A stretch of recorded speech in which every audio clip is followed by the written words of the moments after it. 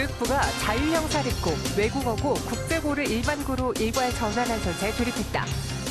오늘 27일 시행령 개정안을 입법 예고하는데 자사고, 외국어고, 국제고 폐지를 둘러싼 이슈를 집중 점검한다. 네, 교육시장에 좀 변화가 나타나는 것 같습니다. 그로 인해서 우리 주식시장에서도 교육주들이 또 뜨겁게 대량의 거래까지 수반하면서 오른 적이 있었는데요. 이 사교육 시장에 대해서 좀 이야기를 나눠보도록 하죠. 종로학원 하늘교육 임성호 대표이사와 함께합니다. 안녕하세요. 안녕하세요. 네, 이사님 안녕하세요.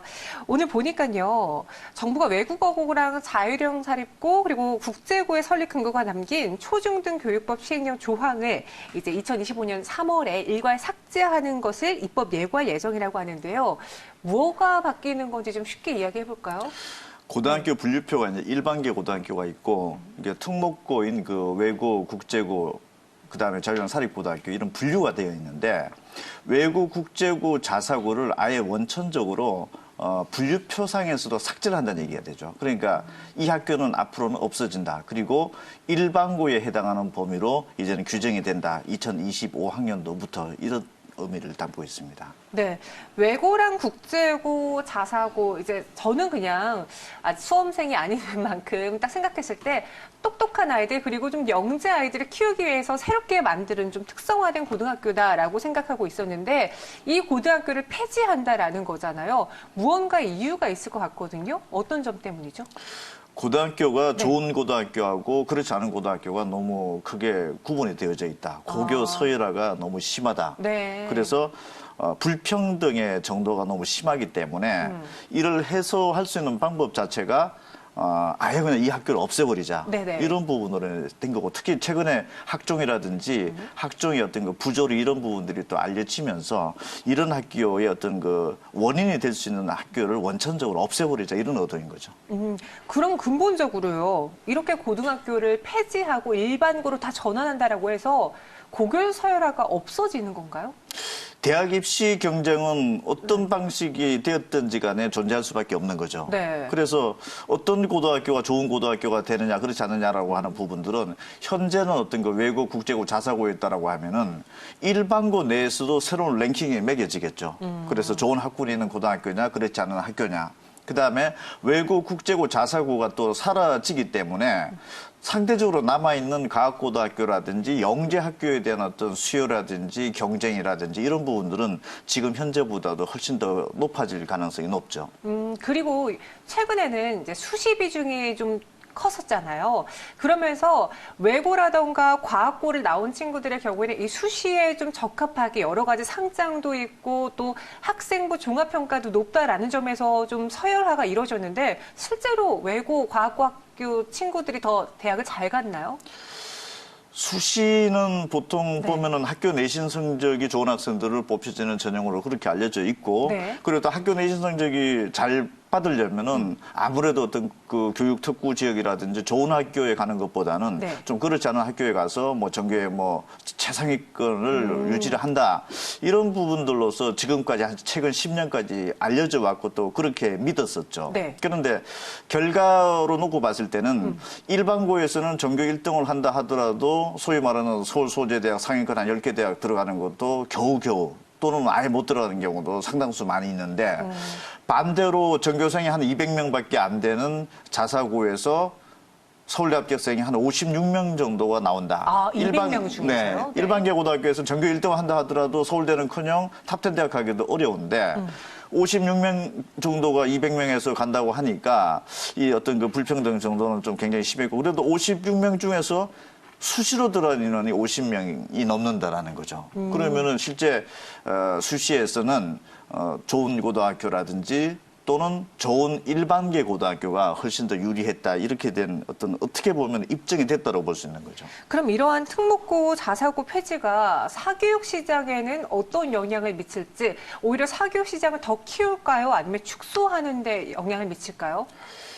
고등학교를 들어가기 위한 사교육 시장에서는 뭐 큰 영향은 없을 것으로 보여집니다. 다만 그 가학고등학교하고 영재학교가 남아 있기 때문에 뭐 어떤 형태가 됐든지 간에 또 어떤 뭐 입시에 관련된 제재 조치는 뭐 후속적으로 발표될 예정에 있지만 네. 제가 봤을 땐 가학고등학교 영재학교에 들어가기 위한 어떤 그런 경쟁 구도의 사교육은 어떻게 보면 현재보다 더 세질 수도 있다라고 생각이 될 수도 있고, 네. 그리고 일반계 고등학교에서 이제 이런 우산 학생들이 흩어져서 들어가게 되면은 일반계 고등학교에서도 대학을 들어가기 위한 어떤 경쟁 구도가 현재보다는 더 가열되고 치열해질 수 있다라는 거. 그렇다면은 일반계 고등학교에서도 지금까지는 심지어 뭐 공부를 하지 않았던 한 학생들조차도 그런 어떤 그 경쟁 구도 속에서 공부를 하는 어떤 경쟁 구도로 또 다시 영입이 된다라면은 오히려 일반계 고등학교에서 어떤 사교육도 더 높아질 수가 있고 그리고 또 당장 내일로 발표 예정에 있죠. 네. 어떤 그 정시 비중을 조금 더 높이겠다라는 게 지금 내일 발표되는 것으로 그렇게 알려져 있는데 네.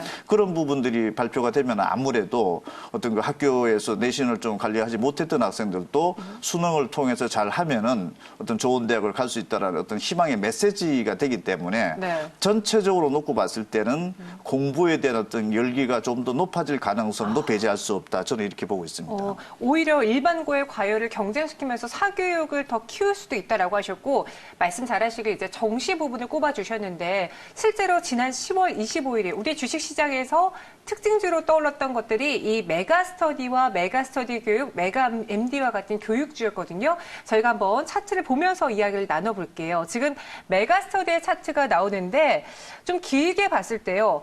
9월부터 갑자기 조금씩 주가가 움직이기 시작하더니 10월 25일이죠.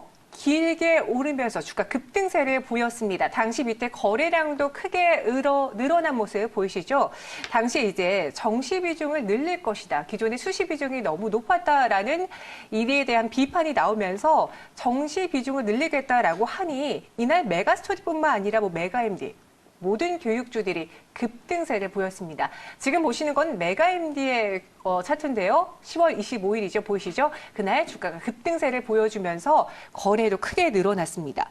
이 배경에는 정시가 늘어난다, 사교육 시장이 더 부활하고 커진다라고 투자자들이 판단했기 때문이거든요. 맞습니까, 대표님? 뭐 아무래도 네. 뭐 제가 뭐 사교육에 있기 때문에 이런 말씀 드리기 좀 그렇지만은 네.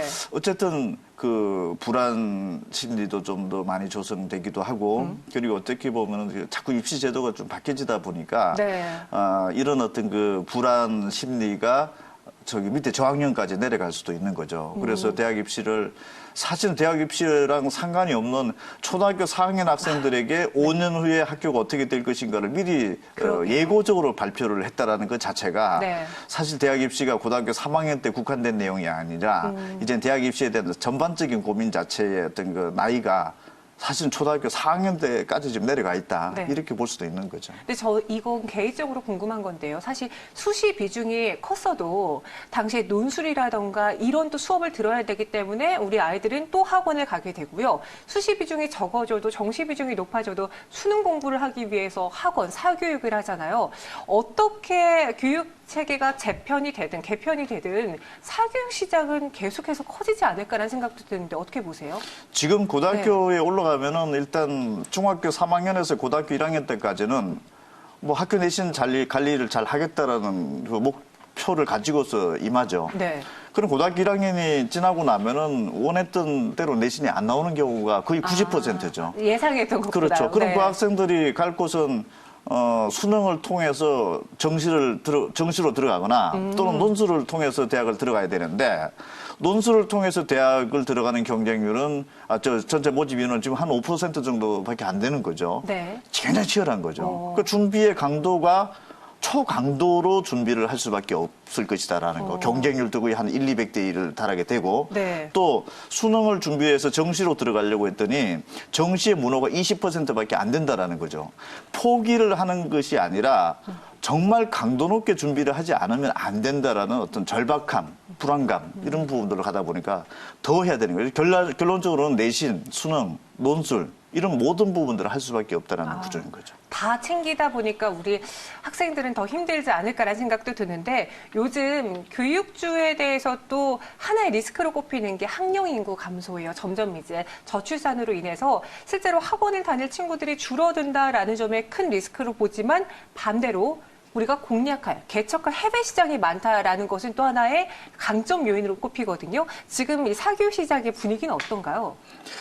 뭐 학령 인구수가 줄어드는 거는 이미 초등학교라든지 네. 중학교 때까지는 이미 다 경험을 했던 상태이고 네. 그리고 뭐 초등학교 사업을 하는 어떤 그 교육 기업들이 뭐 국내에서 굉장히 많죠. 그래서 사실 어떻게 보면 그 과정들을 이미 다 한 번씩은 뭐 거쳐왔고 이런 부분들일 텐데 어쨌든 학령 인구수가 줄면서 나타나는 어떤 또 상대적인 현상들은 교육에 대한 어떤 그 열기와 어떤 그 투자 이런 부분들이 더 상대적으로 높아졌다라고도 볼 수도 있습니다. 그리고 대학을 가더라도 서울 소재 중상위권 대학의 쏠림 현상들이 점점 더 심화되어져 있고 네. 그러다 보니까 대학에 들어가는 문호는 굉장히 넓어졌지만 실질적으로 주요 대학을 들어가는 문호에 대한 어떤 경쟁 관계라든지 이런 현상들은 과거 1, 20년 전이나 지금이나 어떻게 보면은 큰 차이는 없다. 오히려 지금 현재 시점이 더 복잡하고 더 어려울 수도 있다라고 하는 부분들이 현상적인 분위기인 거죠. 아, 그럼 마지막으로 저희 시청자분들 중에서 학부모들도 많으시거든요. 우리 학부모 시청자분들을 위해서 앞으로 교육 제도가 좀 바뀔 수도 있기 때문에 어떤 점은 고려해야 되고 또 주의해야 할 점 무엇이 있는지 가이드라인을 제시해 주세요. 네. 일단 고등학교 선택을 다음 달부터 해야 되는 이제 중학교 3학년 학부모님들은 네. 뭐 외고 자사고가 폐지된다라고 발표는 했지만은 지금 그 해당 학년에 해당하는 자녀분들의 적용될 수 있는 제도는 아닌 거죠. 그러니까 현재 중학교 3학년이나 중학교 1학년 학부모님들까지는 뭐 인근에 있는 어떤 목표를 했던 외고 자사고가 있다라고 하면은 뭐 가는 것도 괜찮지 않겠냐는 생각이 들고 그리고 학종에서도 상위권 학교가 유리했었고 또 정시가 확대된다라고 하면은 뭐 더더욱 상위권 일반고라든지 또 기존에 또 외고 자사고 이런 부분들이 더 인기가 높아질 수도 있는 거죠. 네. 그리고 외고 자사고가 설사 그 폐지되고 일반고로 전환된다 하더라도 그 주변 지역 내에서 그 학교의 위치를 다시 한번 생각을 해보시면은 그 학교가 그대로 상위권 일반고로 전환될 가능성이 굉장히 높다. 그래서 한 5년간의 어떤 현상이 또 어떤 상황이 발생할지는 모르겠지만은 네. 너무 섣부르게 조기에 판단을 해서 내가 뭐 당장 뭐 이사를 가야 된다라든지 이런 네. 어떤 그 조급함이 한 초등학교 4학년 때부터 나타나는 경향도 지금 없잖아 있는데 조금 더 감망을 해 보시는 것도 어떨까라는 게 좀 말씀을 드리고 싶습니다. 지금 당장 바뀌는 것은 아니기 때문에요. 네, 알겠습니다. 이렇게 오늘은요, 종로교육, 종로학원 한일교육 임성호 대표이사와 이야기 나눠봤습니다. 오늘 자세한 말씀 고맙습니다.